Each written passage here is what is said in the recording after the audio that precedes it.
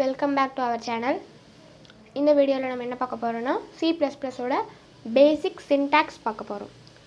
பேசிக் syntax அப்படினா என்னன்னா ஒரு ப்ரோகிராமிங் லாங்குவேஜ்ல இந்த சின்டாக்ஸ் இல்லாம நம்ம எந்த ஒரு ஃபங்க்ஷனையும் ரைட் பண்ண முடியாது. அதுதான் பேசிக் சின்டாக்ஸ். இப்போ இந்த பேசிக் சின்டாக்ஸை வச்சு நம்ம ரெண்டு ஆபரேஷன் பண்ண போறோம். ஒன்னு ஒரு ஸ்டேட்மென்ட் பிரிண்ட் பண்ண போறோம். இன்னொன்னு ஒரு அடிஷன் ஆபரேஷன் பண்ண போறோம். வாங்க பண்ணலாம். ஃபர்ஸ்ட் பேசிக் சின்டாக்ஸ்ல நம்ம எடுத்தோனே ஆட் பண்ண போறது ஹெடர் ஃபைல். ஹெடர் ஃபைல் எப்படி ஆட் பண்ணனும்னா #include iostream. ஓகே, இதுதான் எல்லா இடத்துலயும் C++ல வரக்கூடிய பேசிக் ஹெடர் ஃபைல். இந்த ஹெடர் ஃபைல் இல்லாம நீங்க கோடுக்குள்ள என்டரே ஆக முடியாது. சரி, இப்போ இந்த iostream இந்த ஹெடர் ஃபைலை நம்ம எதுக்காக யூஸ் பண்ணுறோம் அப்படின்னா நம்ம யூஸ் பண்ணுற cin அண்டு cout, அதாவது இன்புட் அண்ட் அவுட்புட்டை மேனேஜ் பண்ணக்கூடியதான் இந்த iostream. ஓகே, இப்போ வந்து நம்ம ஹெடர் ஃபைலை டிக்ளேர் பண்ணியாச்சு. நான் இதை ஹெடர் ஃபைல்னு எழுதிக்கிறேன்.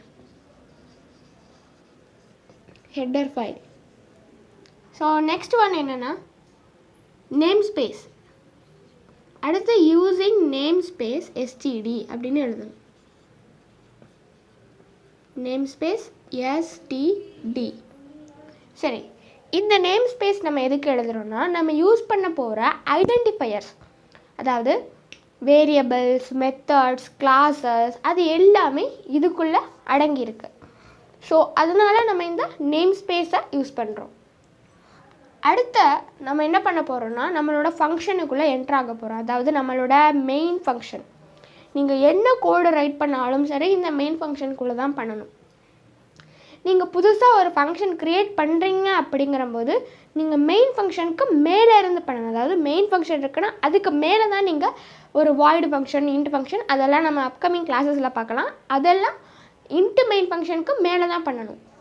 சரியா? ஏன்னா அப்போ தான் நம்ம மேலே பண்ணுறது தான் இன்ட் மெயினுக்குள்ளே நம்மளால் அவுட்புட்டாக வெளியே எடுக்க முடியும். இப்போது இன்ட் மெயின் ஃபங்க்ஷன் எப்படி எழுதுறதுன்னு பார்க்கலாம். இன்ட் மெயின், இது மெயின் ஃபங்க்ஷன். ஸோ ஒரு பேரந்தசிஸ் இந்த மாதிரி போட்டுக்கணும். அப்புறம் கர்லி பிரேசஸ் கொடுத்து ஓப்பன் பண்ணி க்ளோஸ் பண்ணிக்கணும். இப்போ நம்ம வந்து ஒரு இன்ட் மெயின் ஃபங்க்ஷனை க்ரியேட் பண்ணியாச்சு. அடுத்து நம்ம என்ன பண்ண போகிறோம்னா ஸ்டேட்மெண்ட் பிரிண்ட் பண்ண போகிறோம். இதுக்குள்ளே போய் நீங்கள் cout அப்படின்னு கொடுத்து ஏதோ ஒன்று டைப் பண்ணிங்கன்னா அது உங்களுக்கு அவுட்புட்டாக விழப்போகுது. சரியா? இப்போ பாருங்கள், நான் வந்து ஒரு ஸ்டேட்மெண்ட் டைப் பண்ண போகிறேன். cout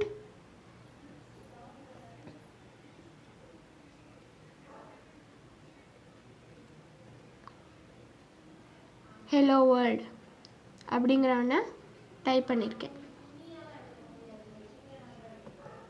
சரி, இப்போ இந்த ஸ்டேட்மெண்ட்குள்ளேயே நம்ம நிறைய விஷயங்கள் இருக்குது. என்னென்னு பார்க்கலாம். First cout keyword. cout keyword எதுக்கு யூஸ் பண்ணுறோம்? cout வேர்டு வந்து அவுட்புட்டாக நம்ம எடுக்கணும் அப்படிங்கிறதுக்காக cout. அடுத்து இந்த ஷிஃப்ட் கீயை நம்ம யூஸ் பண்ணுறோம். இந்த அதாவது C++ல இந்த ஷிஃப்ட் கீயை நம்ம யூஸ் பண்ணிக்கிறோம். இதை ஓப்பன் பண்ணி டபுள் கோட்ஸ் போடுறோம். டபுள் கோட்ஸ் போட்டு அதுக்குள்ளே நமக்கு தேவையான விஷயங்களை டைப் பண்ணிக்கிறோம். எதை நீங்கள் பிரிண்ட் பண்ணணும்னு நினச்சாலும் that should be must in double quotes. Double கோட்ஸ்குள்ளே போட்டால் தான் அதை நம்ம அவுட்புட்டாக பிரிண்டட் பண்ண முடியும். அடுத்து இதே மாதிரி நம்ம க்ளோஸ் பண்ணிவிட்டு எண்டெல் அப்படின்னு கொடுக்குறோம். எண்டெல் அப்படின்னா என்னென்னா எண்ட் லைன் அப்படின்னு அர்த்தம். இப்போ வந்து சப்போஸ் இதுக்கு அவுட்புட் நான் எழுதுகிறேன். So output for the above code எனக்கு என்ன வரும்னா இப்படி வரும், ஹலோ வேர்ல்டு. அப்படியே நான் எனக்கு இங்கே டைப் பண்ணியிருக்கிறது எனக்கு இங்கே விழும். இங்கே வந்து டபுள் கோட்ஸ் விழாது. சரியா? சரி, இப்போ வந்து நான் இதுக்கு இந்த எண்டல் போட்டிருக்கேன் அப்படின்னா இப்போ சப்போஸ் வந்து நான் இன்னொரு cout ஆப்ரேஷன் பண்ணதோ cout இன்னொரு இது பிரிண்ட் பண்ணணும். cout ஹலோ வேர்ல்ட் வெல்கம் அப்படின்னு இன்னொன்று பண்ணுறேன். இப்போது இந்த வெல்கம் பண்ணி க்ளோஸ் பண்ணிட்டேன் டபுள் கோட்ஸ்குள்ளே. இப்போ நான் இதையும் பிரிண்ட் பண்ணுறேன். இப்போ எனக்கு இந்த அவுட்புட் என்ன வரும்னா வெல்கம் இப்படி வரும்.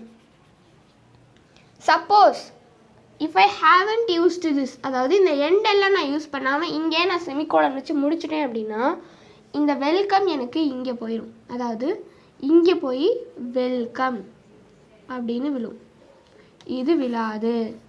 எனக்கு ஒரு நியூ லைனில் வெல்கம் பிரிண்ட் ஆகாது. ஏன்னா நம்ம அது நியூ லைனுக்கு போகணும் அடுத்துன்னு சொல்லவே இல்லை. That's why we are using the endl here. Okay? Yes. இப்போ நாம் பேசிக் சின்டாக்ஸ்னால் என்ன அப்படின்னு தெரிஞ்சுக்கிட்டோம். ஒரு ஸ்டேட்மெண்ட்டை எப்படி பிரிண்ட் பண்ணுறது அப்படின்னு தெரிஞ்சுக்கிட்டோம். இப்போ ஒரு சின்ன அடிஷன் ஆப்ரேஷனை இந்த இன்ட் மெயின் ஃபங்க்ஷனுக்குள்ளே எப்படி பெர்ஃபார்ம் பண்ணுறது அப்படின்னு பார்க்கலாம். சரி, அடிஷன் ஆப்ரேஷன்னா என்ன? அடிஷன் ஆப்ரேஷன்னா நம்ம மேத்தமெட்டிக்ஸில் செய்கிற மாதிரி number plus number 1 plus number 2 which gives us a new number 3. இதோட அடிஷன் பர்ஃபார்மன்ஸ் நமக்கு தரும். அதுதான் N3. இப்போது இந்த நம்பரை நம்ம யூசர்கிட்டருந்து எடுத்துக்க போகிறோம். யூசர்கிட்டருந்து எப்படி எடுத்துக்க போகிறோம் அப்படின்னா, அதாவது யூஸ் பண்ண போகிறவங்க தான் நம்பர் டைப் பண்ணணும். அந்த நம்பரோட அடிஷன் ஆப்ரேஷன் பர்ஃபார்ம் பண்ணி ஆன்சர் என்ன அப்படிங்கிறத நம்ம சொல்லணும். ஸோ இப்போ நம்ம என்னென்ன பண்ண போகிறோம் அப்படின்னா, இது எனக்கு 3மே இன்டீஜர் டைப்பில் தான் கிடைக்க போகுது. ஏன்னா இது 3மே நம்பர்ஸ். ஸோ அதெல்லாம் இன்டீஜர்ஸ். இந்த இன்டீஜர்ஸை நான் 3 இன்டீஜராக டிக்ளேர் பண்ணணும். என்னென்ன இன்டீஜர் டிக்ளேர் பண்ணணும்னா n1 n2 n3 அப்படின்னு டிக்ளேர் பண்ணுறேன். இது ரெண்டுமே யூசர் இன்புட் அண்ட் இது நம்ம அவுட்புட் கொடுக்கக்கூடிய இன்டீஜர் வேல்யூ. ஓகேவா? n3. இப்போ இந்த ரெண்டையுமே நம்ம யூசர்கிட்ட இருந்து எடுத்துக்கணும், கெட் பண்ணிக்கணும். அப்போ நம்ம என்ன பண்ணணும்னா cin அப்படிங்கிறத யூஸ் பண்ணணும். cin யூஸ் பண்ணும்போது இந்த ரைட் ஷிஃப்ட் ஓப்பனில் இருக்கிற மாதிரி போடணும். cin n1, இன்னொரு ரைட் ஷிஃப்ட் n2. இப்போ என்ன ஆயிருக்கும் அப்படின்னா, கம்ப்யூட்டர் n1ஐயும் n2ஐயும் ஸ்டோர் பண்ணியிருக்கோம், அதாவது அதுக்கிட்ட எடுத்துருக்கும். இப்போ நம்ம என்ன பண்ண போகிறோம் அப்படின்னா n3 ஈக்குவல் டு இதில் இது என்னென்னா ஈக்குவல் டுனா நம்ம ஆஸ் யூஷுவல் மேக்ஸில் பண்ணுற மாதிரி இந்த ஈக்குவல் டு சொல்ல முடியாது. இந்த ஈக்குவல் டு கிடையாது. இந்த ஈக்குவல் டு கோடில் அசைன்மெண்ட் ஆப்ரேட்டர் அப்படின்னு பேர். சப்போஸ் நீங்கள் ஈக்குவல் டு ஆப்ரேஷன், அதாவது இப்போ 9 ஈக்குவல் டு 9 அப்படின்னு நம்ம பண்ணணும்னு நினைக்கிறோன்னா நம்ம என்ன பண்ணணும், 9 ஈக்குவல் டு 9 அப்படின்னா தான் ஈக்குவல்ஸ் ஆப்ரேஷன் பர்ஃபார்ம் ஆகுதுன்னு அர்த்தம். நீங்கள் ஒரு ஈக்குவல் டு போட்டிங்கன்னா அது அசைன்மெண்ட் ஆப்ரேஷன். இப்போ நம்ம n3ல எதை அசைன் பண்ண போகிறோம், n1ஐயும் n2ஐயும் ஆட் பண்ணால் எது கிடைக்குமோ அதை தான் நம்ம n3ல அசைன் பண்ண போகிறோம். சரியா? n1 plus n2.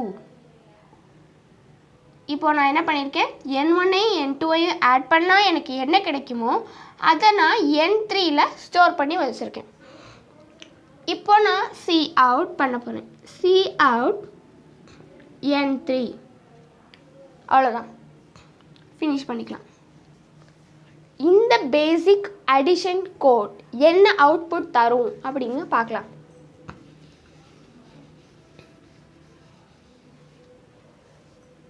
இப்போ இதோட அவுட்புட்டை பார்க்கலாம்.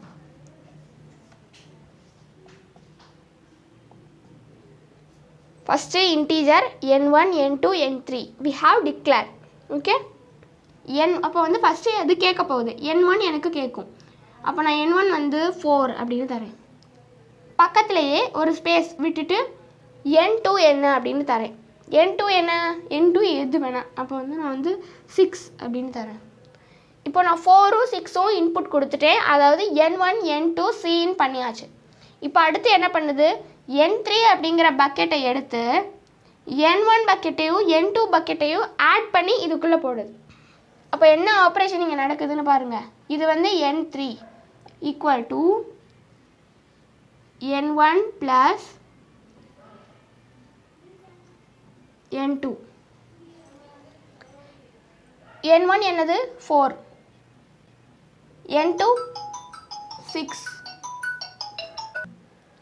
இதுதான் ஒரு சிம்பிள் அடிஷன் ஆப்ரேஷனை பர்ஃபார்ம் பண்ணுறது. இன்னும் ஒரே ஒரு சிம்பிள் டாப்பிக்கோட நம்ம இந்த லெக்சரை ஃபினிஷ் பண்ணிக்கலாம்.